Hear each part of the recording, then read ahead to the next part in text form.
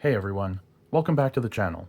In this tutorial, we're going to walk through the whip stitch, a super versatile stitch that's easy to learn and useful for all kinds of leather projects. Whether you're finishing edges or joining two pieces together, this stitch gets the job done and looks great doing it. Let's dive in. The whip stitch has been around forever. It's one of the oldest stitches and most basic in sewing and leathercraft. You'll see it used in everything from repairing shoes to finishing edges on bags, wallets, whips, and even sometimes soft armor. It's especially good for situations where you want a strong seam, but don't mind seeing the stitching. It's visible, but in a good way. Here's what you'll need to follow along. 1 to 2 pieces of leather to stitch together. You'll want pre-punched holes that are marked evenly together, and that spacing is the key to having a clean stitch. Lace or thread, this could be waxed or linen, artificial sinew, kangaroo lace, regular lace in our case, and you want it to be 4 times the length of your stitch.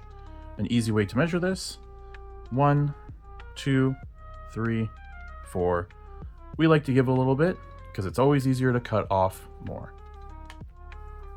You'll also need a lacing fid or lacing needle, depending on what material you're using, some scissors to cut it off at the end, and something to wrap.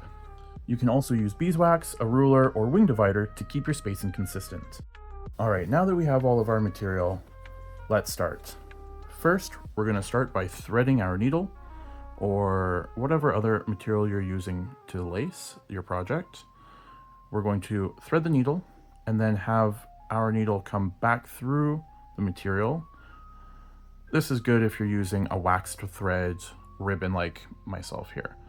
All this is going to do when you pull it taut is lock it in so that it cannot slide out while you're working on your project. So in our case, we are going to be butting the 2 edges together like so. To start, we have to pull our thread or lace in between the leather and the project. If you have 2 edges together, you can put it between the 2 pieces of leather, and that will cinch it down tight. Now, from here, we're going to come up from the inside of our starting hole and start from here. Now, we're going to come across our seam through A, out through 1. All right, this gives us our starting base. I like to go through twice. What this does is goes over top of here, and that's just going to lock everything down and cinch it together. Now we can start the whip stitch. We'll start on 1. We're going to come across the project. I like to pull the lace so it's nice and flat. We come across the seam, up into B, out through 2.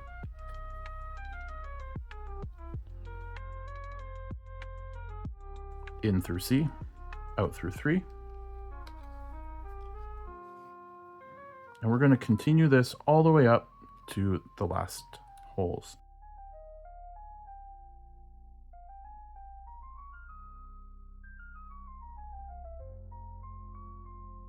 All right, as we get to the last holes here, we're going to pull it through. And then at the top, we want to come across one more time to finish the edge. Now, again, I like to come through twice. However, before I do that and lock everything together, let's pull this tight. Now, I like to use a lacing fid. You could use pointed fid. You could use a chopstick, whatever really that you have, a pen, pencil, just something that you can get in between and pull everything tight. So we are going to start with the stitch here.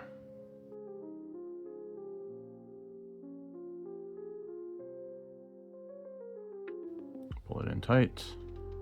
Pull this guy tight here. Now, you don't want to go too tight on a whip stitch.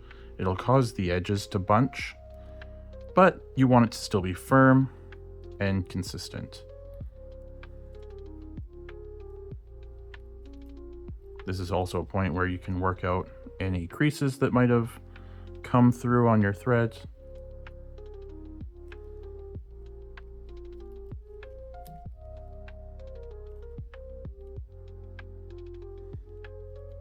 All right, so now that we have it tight, we can rotate the project here. We'll come across the top again, in through I, out through 9. And then one more time, we're going to come across, down through I, through the center of our threads, or underneath the project, whatever is easier for you, past a couple of these guys.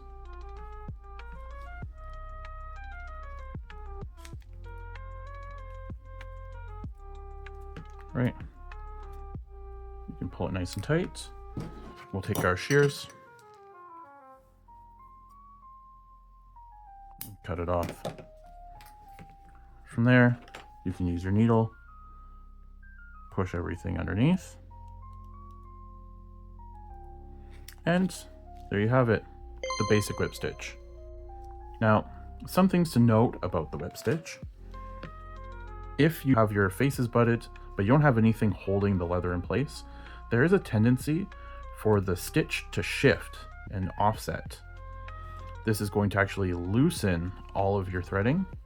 So it's not necessarily the best stitch in this situation, but as long as you have everything locked in, it will stay in place. And that's the whip stitch. Super simple, super useful, and a great one to have in your stitching toolkit.